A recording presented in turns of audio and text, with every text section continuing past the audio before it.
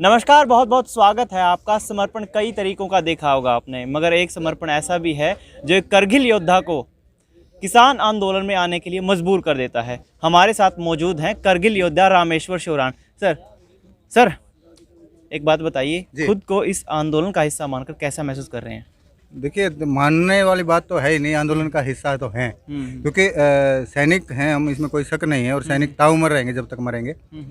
लेकिन देश प्रेम का एक ये भी हिस्सा है कि जहाँ हम पैदा होते हैं, जिसका हम अंश हैं, किसानों के बच्चे हैं, तो स्पष्ट रूप से हम किसानों के साथ नहीं तो और किसके साथ होंगे। और रही बात कोई ये ऐसी चीज़ की तो मांग नहीं हो रही कि भाई कोई चीज़ गलत है और इनके साथ में आके खड़े हो गए। इनका हक मांग रहे हैं ये लोग। आप ये देखें ना, इतनी आत्महत्याएं हुए, इतना बुरा हाल आज किसानी का हो रखा है। अगर लोग जागे हैं या कुछ सोए हुए हैं तो उनको जगाने का काम करने का हमारा दायित्व बनता है। और ये सरकार के खिलाफ एक बड़ी अच्छे से यूनिटी के साथ एक मांग है और डिमांड है। और मेरे ख्याल में लोकतंत्र में सबको हक है अपनी बात कहने का। तो बड़ी शांति से ये सारे के सारे साथी अपनी बात कर रहे हैं। और मैं तो ये चाहूँगा कि राजनीति से प्रेरित ना होकर के, कुछ लोग आज बोल रहे हैं कि हम इस अध्यादेश के साथ हैं, खिलाफ नहीं हैं, भारत बंद कब होगा, भारत बंद नहीं होगा, ये होगा। मैं ये पूछना चाहूँगा आपके चैनल के माध्यम से, आप तो बोल रहे हैं कि भारत बंद होगा या नहीं होगा। पहले कितनी छोटी छोटी बातों के ऊपर, आप जातियों के ऊपर, आप धर्म के ऊपर भारत को बंद करने की बात करते हो। अगर एक अन्नदाता, अगर आपके पेट में निवाड़ा नहीं जाएगा, अन्न का दाना नहीं जाएगा, तो मेरे ख्याल में भगवान के बाद अगर कोई भी दाता है धरती पे तो किसान है, सीधी सी बात है। तो सबको एक है ना, इंसानियत के नाते साथ आना चाहिए, चाहे किसी भी वर्ग से, यानी काम करने वाले वर्ग से संबंध रखता हो। तो ये तो हमारी ड्यूटी है, फर्ज है। एक गाना भी लिख दिया आपने इसी दौरान? नहीं, लिखा नहीं है वो। एक्चुअली एक बात ये काफ़ी दिनों से जहन में चल रही थी। हमारे बड़े भाई, पंजाब हम बड़े भाई बोलते हैं पंजाब को, वहाँ के काफ़ी सारे कलाकार साथी या सिंगर बोलते हैं, यहाँ पे आके सपोर्ट कर रहे हैं। और उससे है ना, यूथ का एक मतलब जागरूक भी होता है और अपनी जो ज़रूरत है उसको भी समझता है और थोड़ा सा जोश का भी काम करता है। तो बस उसी के चलते मैं सोच रहा था कि कोई हरियाणवी में भी बोले तो, ताकि हरियाणा के जो गाँव में हमारे देहात में बूढ़े बैठे हैं या उनको भी समझ में आएगी बातें क्या हो रही हैं। तो वो लिखने वाले ने लिख दिया और मैं बोला कि गाना मेरा पैसा तो नहीं, मैं तो चुटकुला भी नहीं सुना सकता। इस तरह का तो मतलब मेरा कोई व्यवहार भी नहीं रहा है।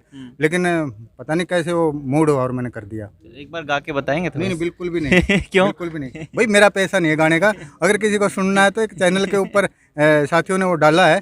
और मेरी समझ से वो किसी कमाई के लिए नहीं है। उन्होंने ये भी कहा है कि ये कोई भी चैनल उठा के अपने चैनल पे चला सकता है, कोई मतलब उस पर स्ट्राइक नहीं जाएगी, कुछ नहीं जाएगा, कॉपीराइट नहीं जाएगा, कोई कॉपीराइट नहीं जाएगा। तो ये बशर्ते सिर्फ और सिर्फ है ना, किसानों की तरफ से एक आगाज, प्रेरणा के तौर पर दर्शकों के लिए थोड़ा सा, अगर थोड़ी दो पंक्तियां अगर।